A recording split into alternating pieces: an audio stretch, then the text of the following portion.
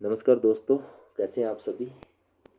अगले वीक के लिए कुछ पोजिशनल स्टॉक्स हैं जिन्हें हम डिस्कस करेंगे। ठीक है, सबसे पहले यहाँ पे हमने वीकली कैंडल का इस्तेमाल करना है। ठीक है, स्काई ब्लू लाइन है डेट इज़ 15 SMA और ग्रीन लाइन है 45 SMA।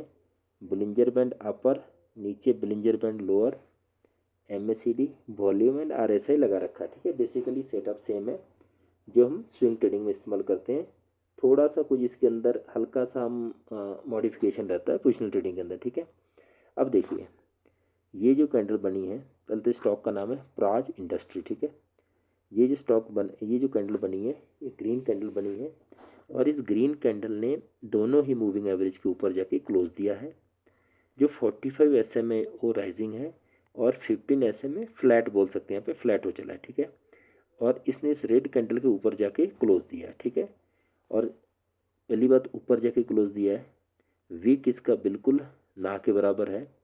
ठीक है, और 45 SMA के ऊपर है और दोनों ही मूविंग है ऊपर जाके क्लोज दिया है। ठीक है, तो नीचे MACD के अंदर भी देखिए तो अपनी जो ब्लैक लाइन है रेड को क्रॉस करने जा रही है, वॉल्यूम ठीक ठाक है एंड RSI भी राइजिंग पोजिशन में है।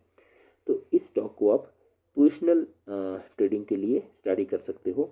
बट एक चीज़ का ध्यान देना है कि जो इस कैंडल का हाई है, तो ये 500 का स्टॉक है, तो जो इस कैंडल का हाई है डेट इज़ 18/3, एक वीकली कैंडल है इसलिए जो मंडे का स्टार्टिंग दिन होता है उसी को रिफ्लेक्ट करती है। ठीक है, तो 18 मार्च का जो कैंडल है आपको दिखा रहा है, वीकली कैंडल इसलिए 18 मार्च दिखा रहा है। ठीक है, पूरे वीक का इसके अंदर प्राइस एक्शन रहता है। तो इसका जो हाई है उसके ऊपर, क्योंकि 500 का स्टॉक है तो 50-60 पैसे ऊपर ही आपने बाइंग पे जीरोटी ऑर्डर लगाना है। ठीक है, अगर आप इसमें ट्रेडिंग करते हो तो जो इसका लो है उससे 40-50 पैसा नीचे ही आपने रख के काम करना है। ठीक है, इस स्टॉक को आप स्टडी कर सकते हो। नेक्स्ट है हमारा AI इंजीनियरिंग स्टॉक। ठीक है, सेम देखिए ये जो कैंडल बनी है मूविंग एवरेज राइजिंग है और 45 राइजिंग है, जो 15 SMA है वो भी फ्लैट टू राइजिंग है। और ये जो कैंडल बनी है दोनों ही मूविंग एवरेज के ऊपर जाके क्लोज दिया है, प्रीवियस रेट कैंडल के ऊपर जाके बनी है। ठीक है, तो इस स्टॉक को भी आप स्टडी कर सकते हो। बट एक चीज़ का हमेशा ध्यान रखना, जो भी आपने स्टॉक बाई करना है उस कैंडल से थोड़ा ऊपर का बाइंग प्राइस लगाना है जीटीटी ऑर्डर। ठीक है, और जो स्टॉप लॉस रखना होता है उस कैंडल का हल्का सा नीचे रखना होता है। ठीक है, नेक्स्ट आपका है मुथूट फाइनेंस। सेम देखिए ये जो कैंडल बनी है ये भी दोनों मूविंग एवरेज के ऊपर ही बनी है। ठीक है, तो इस स्टॉक को भी आप, मुथूट फाइनेंस स्टॉक को भी आप स्टडी पर्पज से देख सकते हैं। नेक्स्ट है आपका शांति गियर स्टॉक। ठीक है, इसके अंदर भी ये देखिए बहुत बड़ी माराबूजी टाइप कैंडल बनी हुई है, दोनों मूविंग एवरेज राइजिंग है और इस दोनों कैंडल के ऊपर जाके इसने क्लोज दिया। ठीक है, इस स्टॉक को भी आप शांति गियर स्टॉक को भी स्टडी कर सकते हैं। एक है अपोलो हॉस्पिटल स्टॉक। ठीक है, ये 15 SMA के ऊपर ही सपोर्ट लेके इस रेड कैंडल के ऊपर जाके बना है और इनसे बाउंस बैक करने की कोशिश कर रहा है। तो इस अपोलो हॉस्पिटल के स्टॉक को भी आपने स्टडी करना है। तो बेसिकली कल के लिए काफ़ी स्टॉक है अगले वीक के लिए।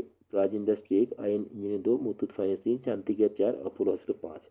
अभी देखो आयशर मोटर स्टॉक है। ठीक है, इसको आपने नहीं, आपने इसको बेसिकली बाइंग नहीं करना है। ठीक है, तो इसको क्यों नहीं बाइंग करना, ऐसा नहीं कि स्टॉक ऊपर नहीं जा सकता, हो सकता स्टॉक ये ऊपर जाए। ठीक है, बट हमारी एनालिसिस के हिसाब से हम इसलिए बाई नहीं कर रहे।